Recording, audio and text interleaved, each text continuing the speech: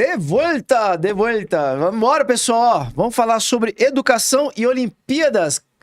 Conseguiu acompanhar as Olimpíadas, pessoal? Você ficou feliz com os resultados? Lições de Paris 2024. Vamos ver o que a gente consegue aprender e trazer para a área da educação das Olimpíadas. Senhoras e senhores, ela que está à frente da escola mais inovadora do Distrito Federal, talvez do Brasil. Escola sempre que fica situada no Lago Norte, região nobre, aqui do Distrito Federal. Está à frente também do movimento Sempre Disruptiva, nossa querida amiga Patrícia Casa Santa. E aí, Léo, tudo jóia? Tudo bem, Patrícia? Tudo na mais perfeita desordem, do jeito que tem que ser. O Instagram agora tá com uma atualização que você pode colocar um comentário em cima da sua foto, né? Ah, tem isso, né? Lá no, aí aparece na hora que você vai Vou conversar com as lá, pessoas. tudo na mais perfeita desordem lá na minha Pode foto. botar lá. Mas semana passada tinha muita gente botando gold. Eu falei, que parada por causa de das gold é essa? Eu medalhas. falei, por causa das medalhas de ouro. Que domingo? Domingo foi o encerramento. Na hora do jogo do Flamengo. Ninguém tem vergonha que isso não. Léo, Olimpíadas, jogo do Flamengo. Eu falei isso pro Marcelo, inclusive. Olimpíadas, Palmeiras. jogo do Foi Flamengo e Palmeiras, pessoal. Empatou. Você sabe que e foi dia dos pais, né? Ainda então tem a gente foi na casa dos meus sogros, ficou Marcelo e meu sogro assistindo o jogo do Flamengo na sala. Sofrendo, é claro. Claro, sofrendo. Danado. Eu achando graça deles estarem vendo aquele jogo ridículo, entendeu? E a minha sogra assistindo o espetáculo de encerramento das Olimpíadas. Foi assim. Gostou? Gostei. Eu consegui acompanhar um pouco, eu não consegui acompanhar ao vivo tudo das Olimpíadas. Eu gosto bastante, eu gosto mais de Olimpíadas do que de Copa do Mundo, inclusive. Eu gosto, eu acho bem mais bacana, assim. Eu vejo que é uma coisa... Ela é mais diversa, Sem né? dúvida. Ela traz uma coisa mais cultural ainda do que a Copa, embora a Copa traga também. E eu acompanho sempre, eu sempre olho para essas coisas com aquele olharzinho da educação, né? E, cara, essa Olimpíada eu consegui ver alguns momentos ao vivo ali, de manhã, me arrumando pro trabalho, as crianças arrumando pra ir pra escola. O Joaquim já acordava e falava, mãe, podemos assistir um pouco de Olimpíada antes de ir? Eles acordam cedo, né? Ele entra na escola a que horas? Ele entra às 8. A gente sai de casa aí umas 7h30, 7h40. A escola dele começa às 8. Começa Só às mandar como é que é o nome da escola mesmo? Colégio Sérios. Mandar um abraço aqui pra diretoria, pra coordenação do Colégio Sérios. Parabéns.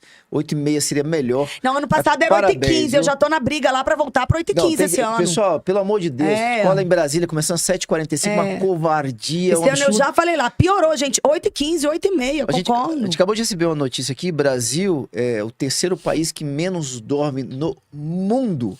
Aí só perde pro Japão e o outro país agora eu perdi. O terceiro país que menos dorme no mundo. Que coisa absurda, Isso é essencial pra pessoal. saúde física e mental. Olha aí. Né? E os nossos adolescentes... E você sabe que tem uma coisa, né? Na adolescência, as crianças mais novinhas, elas precisam de estudar. Isso é neurociência, tá? O ideal para elas é aprender cedo mesmo. Tanto é que uma criança, né? Se você não mudar a rotina dela por causa da rotina da casa, uma criança pequena, de 2, 3 anos de idade, o natural dela, né? Porque eu falo que criança pequena é bichinho, né?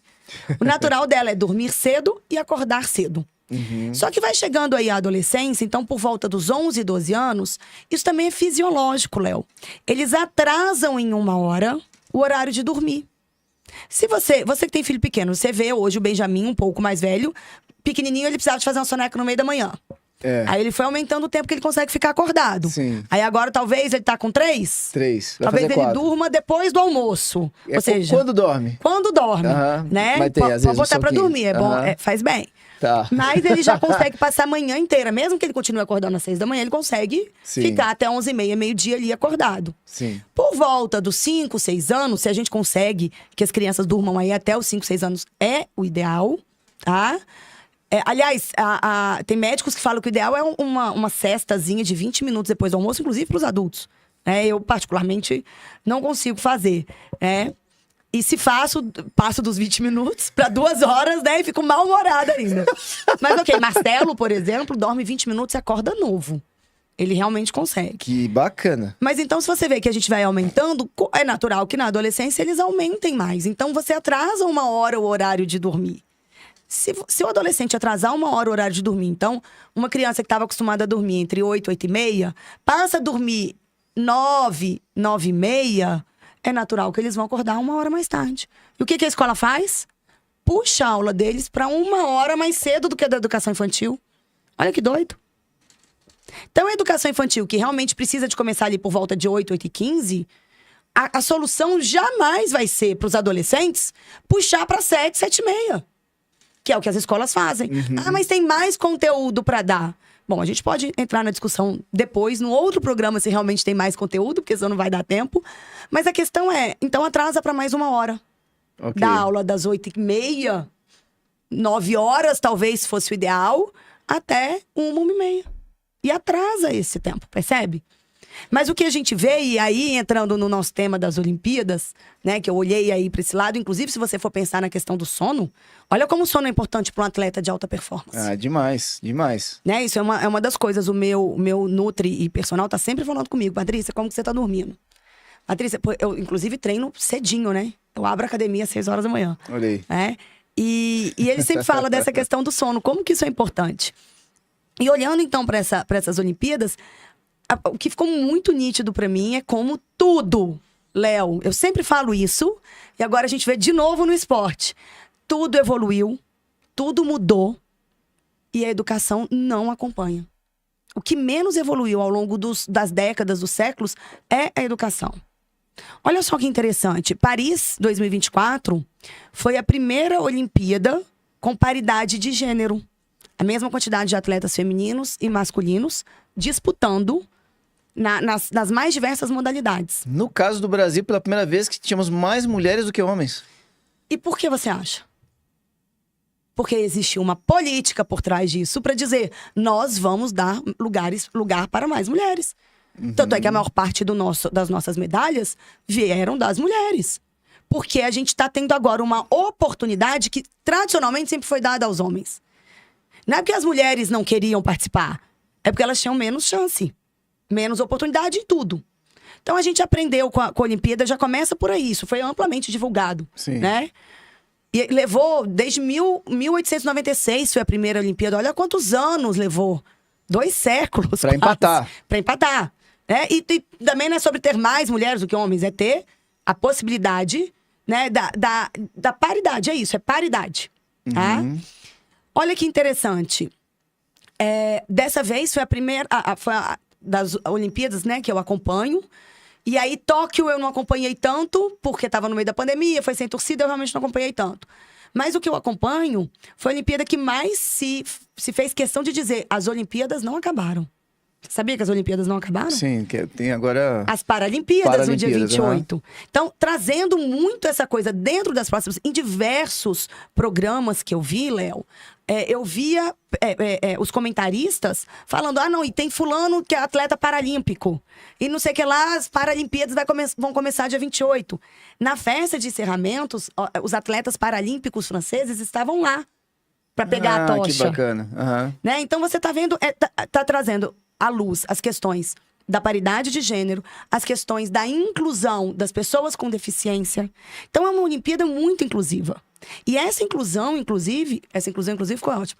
Mas essa questão, inclusive, foi muito, muito abordada, falando como a cidade se modificou, também para as pessoas que estavam indo lá assistir, de forma que fosse uma Olimpíada mais inclusiva para quem estava indo ver. Então, a gente viu vários casos de pessoas que tiveram maior acesso, pessoas com deficiência, a assistir às Olimpíadas.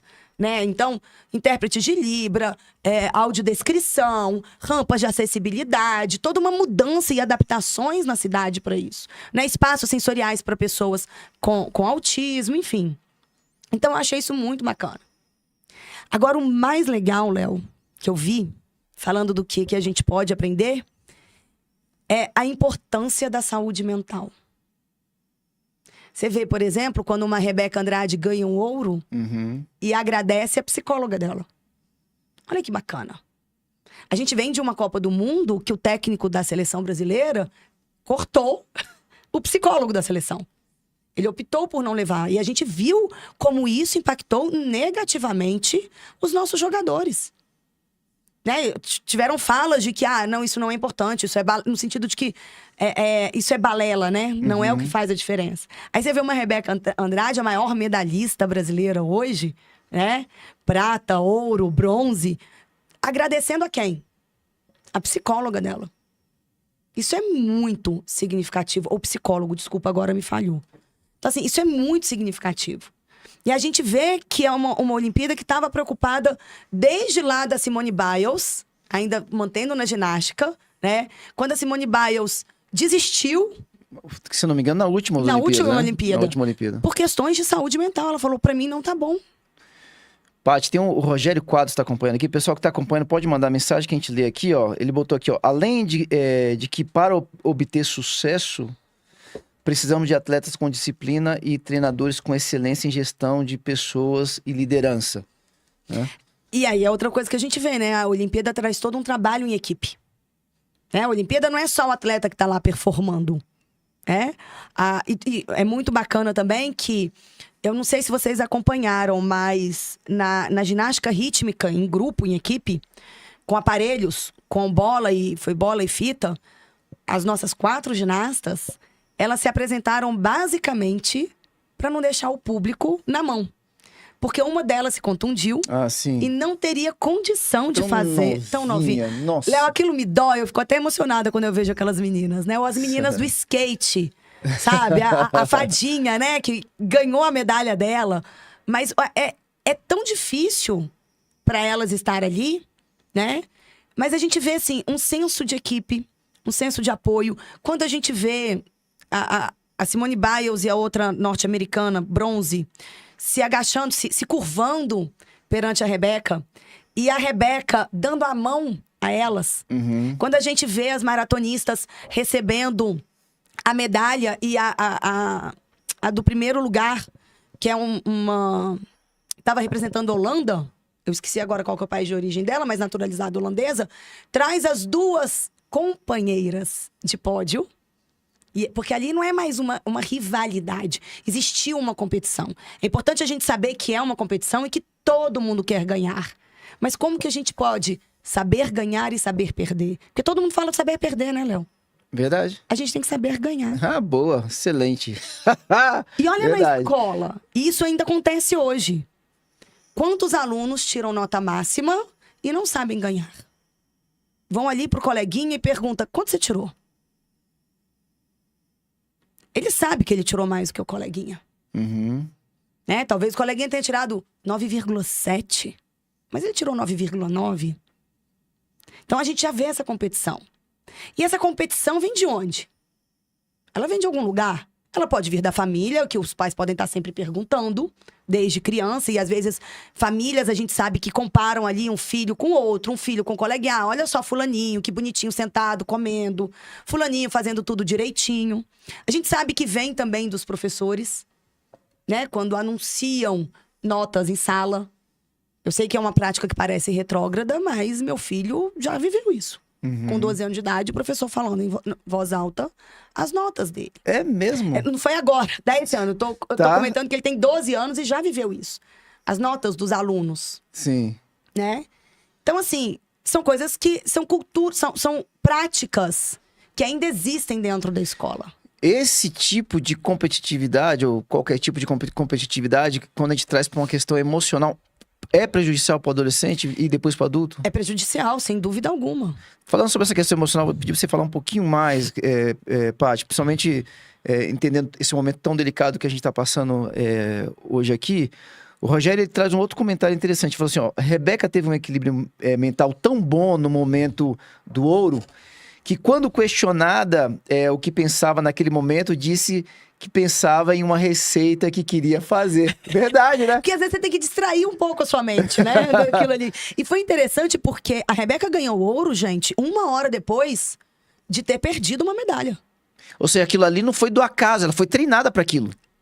Ela foi treinada para aquilo mentalmente, inclusive. Mentalmente falando. Fisicamente e mentalmente. Ela fez uma sequência maravilhosa na trave. Uhum. Essa, por acaso, eu assisti. Eu tava na sala de espera da Fono. Foi linda. Ainda assim, não foi suficiente para ganhar a medalha. 1 hora depois, ela competiu no solo e ganhou a medalha dela. Quantos de nós, Léo... E olha só, porque isso é uma cultura do brasileiro também. O brasileiro, de forma geral, tá, gente? E aí, vocês pensem aí. Se vocês não pensam assim, se vocês já não ouviram isso, já não conhecem alguém que falou isso. Eu ouvi agora nas Olimpíadas. Né? Não, prata é perder o ouro. Medalha de prata é perder o ouro. né? A disputa de bronze, outro dia eu ouvi. Ah, gente, ficar em quarto lugar é melhor ficar em oitavo do que perder o bronze. Ser o quarto melhor do mundo. Entende? E mesmo que você seja o oitavo, mesmo que você seja o 50º melhor do mundo em alguma coisa, É muita Léo, coisa. É muita coisa. Então a gente não vem de uma cultura de celebrar essas pequenas conquistas. Agora, a gente aprendeu na escola o quê? A gente aprendeu na escola a celebrar a nota 10. A gente não aprendeu na escola a valorizar o processo, o esforço. Então, quando a gente vê as 4 meninas lá da equipe de ginástica rítmica, que elas falaram, a gente sabia que a gente não tinha condição de disputar uma medalha, mas a gente deu o nosso melhor, mesmo sem a Vitória poder fazer lá as dificuldades, né, que eles chamam lá. Cara, ali elas estão valorizando todo o esforço e todo um processo que é de muito antes de Paris 2024. Mas, às vezes, o nosso filho estudou, se dedicou, né? Presta atenção na aula, mas na prova ele tira um 6. E o que a gente faz? A gente não comemora com ele aquele 6. A gente não comemora com ele aquele processo. Filho, tudo bem, é uma nota. Mas olha só, você estudou, você se dedicou. Eu vivo muito isso com o meu filho. Né? O meu filho, eu falo que eu preciso tomar muito cuidado para que ele não seja massacrado pelo sistema de ensino tradicional. Porque o Joaquim tem altas habilidades, né? Tanto na área linguística, quanto na área lógico-matemática, quanto na área musical, quanto na área espacial visual, enfim. Ele é um menino que compõe músicas em inglês e tira 5 na nota de inglês. A média da escola dele, inclusive, é 6. De 10 então, ele faz 5. prova de inglês... E ele escreve música. E ele escreve música em inglês. Ele fez agora uma música pro Dia dos Pais. Ele compôs sozinho. Inclusive, eu mandei a letra para uma irmã minha, que é professora de inglês. Ela falou, Patrícia, eu corrigiria uma outra coisinha aqui, mas assim, mínima. Então, ele consegue compor isso, consegue compor inglês. Se apresenta, Léo. Ele se apresentou num auditório cheio de pais. Inclusive, o pai dele não pôde estar lá no dia. Quem estava era eu representando. Então, inclusive, com uma inteligência emocional bastante alta para dizer, beleza, meu pai não tá aqui, mas pai, eu fiz essa música para você. E aí ele vai lá na prova de inglês e tira 5. Essa tua irmã é de intercâmbio? Não, é minha irmã mesmo. Eu tenho uma irmã que é professora de inglês. Quem que é essa professora? Nós somos 5! 5? Cadê? Tá vendo? Eu vou trazendo aqui um dia. Pronto. Você tem 4 irmãos? Eu tenho 4. Nós somos 5 mulheres. Meu irmão já faleceu. Nós éramos 6. Igual a novela. Jura? Meu Deus, como é que esse mundo tá desse jeito? Tá vendo? Com Patrícia e com Larissa. Detalhe, mais uma na educação, né? Ela é professora de inglês. Que interessante, olha só. Então você vê, se eu não celebro com o Joaquim todo esforço, eu falei pra ele, falei, filho, tudo bem, isso é só uma nota. É bom que agora com as Olimpíadas, eu posso dizer, isso é como se você ficasse em 4º lugar na maratona. Celebre o 4º lugar, você não perdeu a medalha, né? Olha o esforço que você fez, que é diferente de seu filho não tá estudando, tá levando tudo na flauta, não presta atenção, conversa em sala, é completamente diferente. E se ele tá fazendo assim, vamos direcioná-lo para focar no estudo, no aprendizado. A gente hoje tem uma escola que não foca no aprendizado, Léo. Explica aí que o pessoal deve estar em dúvida, em casa com interrogação na cabeça. A gente não tem uma escola que foca no aprendizado. A gente tem hoje uma escola focada em resultado. Não é que o resultado não seja importante, até porque os nossos alunos, os nossos filhos, precisam passar de ano. Alguns vão querer entrar na universidade, vão precisar de passar no vestibular, tá? Mas mais importante do que o resultado é este processo. Eu vou pegar uma coisa bem simples aqui. Lá na Escola Sempre, por exemplo, a gente tem uma atividade de rotina das crianças que é uma troca de roupa, tá? As crianças chegam de uniforme e trocam de roupa pelo macacão, aquele macacãozinho colorido, né, que é a roupa de trabalho delas. Roupa de guerra, pessoal. Existe um processo de trocar a roupa desta criança. Processo mesmo, gente, pop, igual na gestão administrativa. Então tem um processo de como a professora deve conduzir aquele momento. Escritinho, certinho. O resultado é a criança com a roupa trocada, certo? Tanto faz como esse processo for feito. Se a professora pega e troca a roupa da criança, o resultado tá lá, a criança trocada. Só que se a professora troca a roupa da criança, a criança deixou de desenvolver coordenação motora, orientação de espaço, orientação de tempo, fatos em sequência, encadeamento de fatos em sequência, percepção visual. percepção auditiva, memória auditiva. Eu posso listar vários aqui. Vários conteúdos super importantes para a vida dela. Ou seja, aquela criança deixou de se desenvolver. Então, hoje a gente tem uma escola muito mais focada no resultado.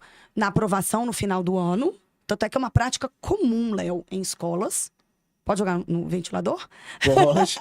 Jogue. É uma prática comum em escolas. Hoje a gente joga no ar-condicionado. No penúltimo trimestre ou bimestre, chamar os pais e dizer: melhor você tirar o seu filho da escola, porque ele não está alcançando a média que ele vai reprovar. Leva para uma escola com uma média mais baixa. Ao invés de recuperar esta criança, ajudá-la a ser aprovada. Ah, eu não estudei aqui no Brasil, né? Assim, a partir da 7ª série eu estudei fora. Isso acontece no Brasil. Isso acontece já há mais de 30 anos e eu recebi informações recentes de que isso segue acontecendo. Deste ano, eu conheço uma família que já foi chamada em uma escola. No meio do ano, e a minha orientação para essa mãe foi: é melhor você não tirar o seu filho da escola. Porque ela falou: eu vou tirar, né? Eu falei: não. Você vai chamar a escola e vai dizer que vocês têm um contrato educacional que deve ser cumprido e que neste contrato, uma das funções que eles têm é de garantir o estudo do seu filho. Ou seja, no momento que a escola faz isso, vamos ver, quero saber o que você vai falar sobre isso. A sensação que eu tenho é do tipo assim: eu não tenho culpa, eu não tenho nada a ver com isso. Eu não tenho culpa e se seu filho ficar aqui vai reduzir o meu índice de aprovação. Ó, o pessoal que tá acompanhando, tem um pessoal acompanhando aqui de Angola, tem um pessoal que é de fora. Olha, só para entender, estamos internacionais. Só para entender que a gente tem um levantamento de índice que é importante a nível comercial para as escolas, Isso. porque você tem ali as escolas que têm melhor pontuação nas provas de acesso às faculdades. Mas não é só diminuir o índice de aprovação no Enem, não. Isso às vezes acontece no 6º ou no 7º ano, Léo. Ah, é? É para a escola dizer: não, aqui todos os alunos são muito bons, o desempenho deles é altíssimo e todo mundo passa de ano, mas todo mundo passa de ano com média alta. Então, é um marketing mesmo que as escolas fazem. Só pra te ler uma mensagem ou outra aqui, pessoal, que tem muita gente mandando mensagem. A Bruna Stiff mandou aqui, ó. Eu não sei. Ô, Bruna, depois me fala de que país que você é. Ela botou: na escola em que estudei, a direção focava mais em conteúdos que... acho que a Bruna, ela é de Manaus, né, Bruna? De que país? Na escola em que estudei, a direção focava mais em conteúdos que caíam na prova da SAEB. É isso. Já que, se fôssemos bem, aumentaria a nota da escola em si, ao invés de focar no resultado do próprio aluno. SAEB é o Sistema de Avaliação da Educação Básica. Ah, tá, porque sou manauara.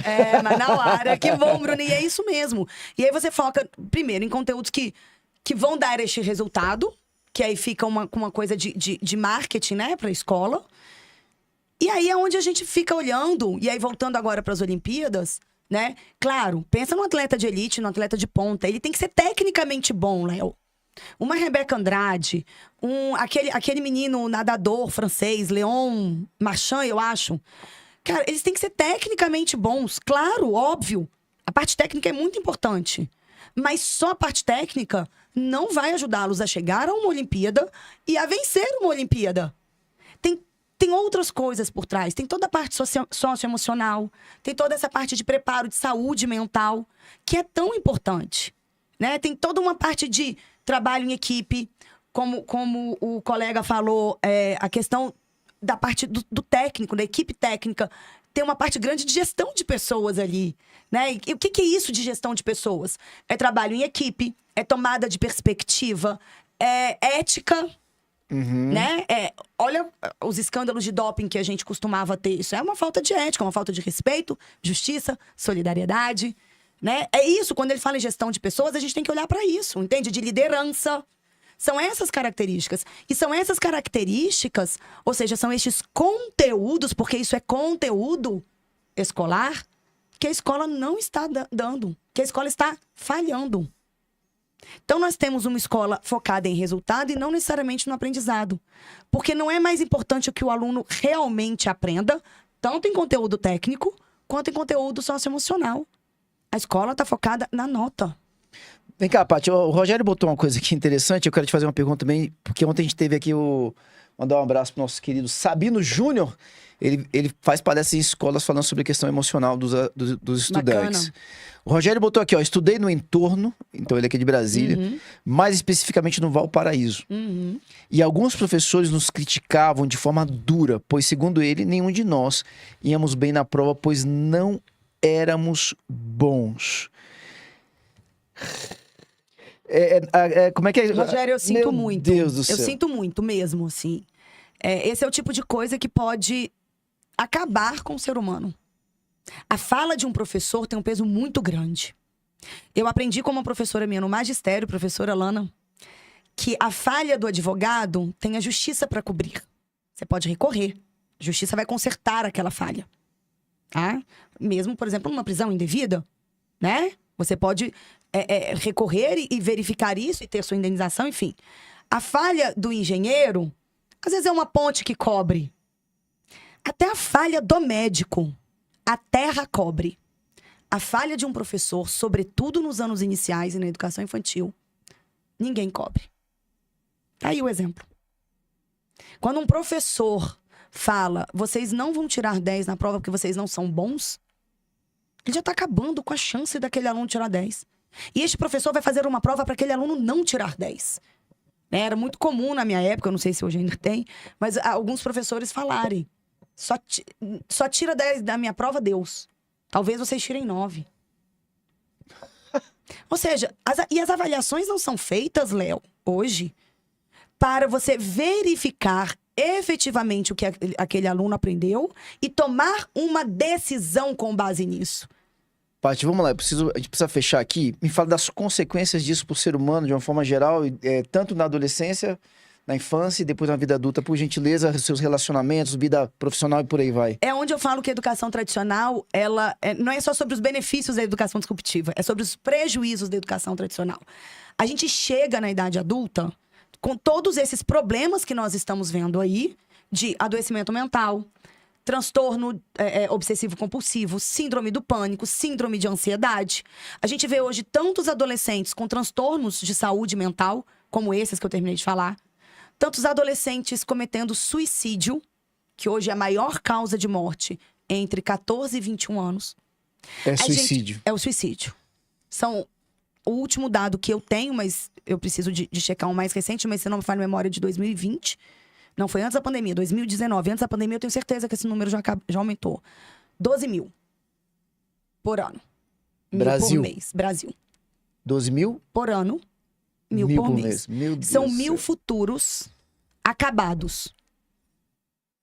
Esse é o resultado de uma educação tradicional.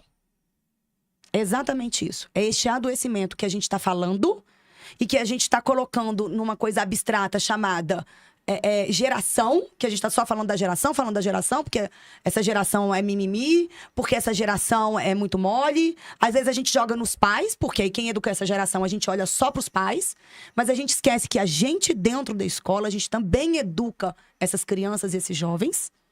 Portanto, a gente também é responsável por esse adoecimento. Fora isso, que a gente possa aprender mais, né, com as Olimpíadas e olhar para esse lado da saúde mental, olhar esse lado das soft skills, né, das competências socioemocionais, porque é isso que vai prevenir, né? Inclusive, a gente vê hoje atletas... Cara, é só você ver, ó, a gente até postou na escola sempre um vídeo de comparando, né, uma sequência da Rebeca na trave e de uma outra ginasta, sei lá quantas décadas para trás.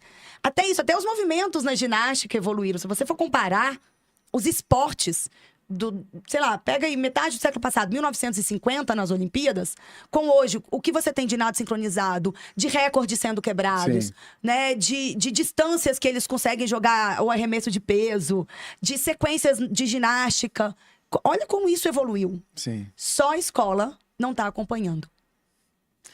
Ó, só para te fechar aqui, Bruna, vamos lá, Bruna. Já ouvi de um professor que não adiantava estudar, pois na prova dele ninguém ali Tirava era 10. capaz de... Desgraçado! É minha falando da Patrícia. E ó, pra fechar aqui, ó, gabaritei o simulado dele do fim do ano. Muito bom. É a melhor prova. Bruna! E ele me reportou a direção por colar, já que eu não era capacitada. Bruna, eu não esperava outra conduta dele. Depois manda ele, quando assistir esse programa aqui, você é um retardado, manda o link pra ele. Tá, me processe, por favor. Converse com os nossos advogados. Meu Deus! É isso.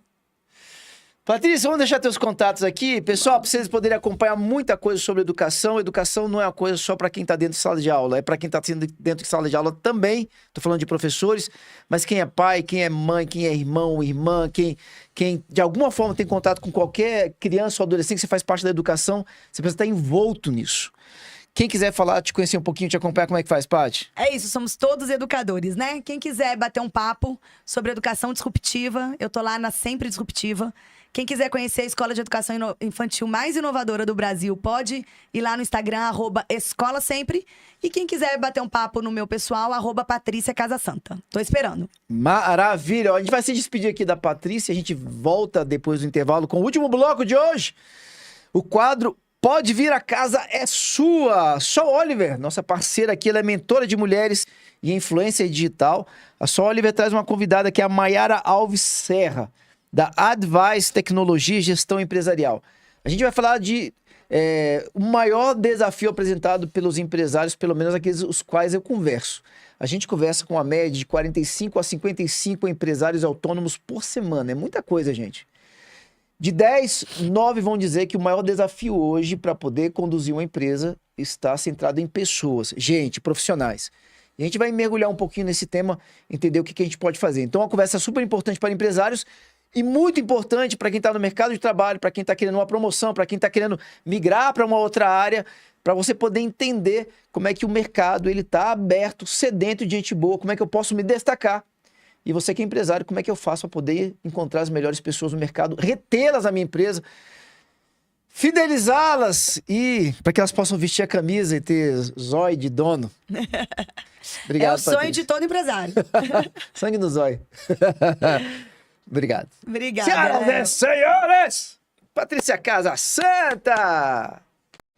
Prepare-se para embarcar em uma jornada repleta de aprendizado, motivação e histórias de sucesso. Doses Milionárias, um programa que vai te proporcionar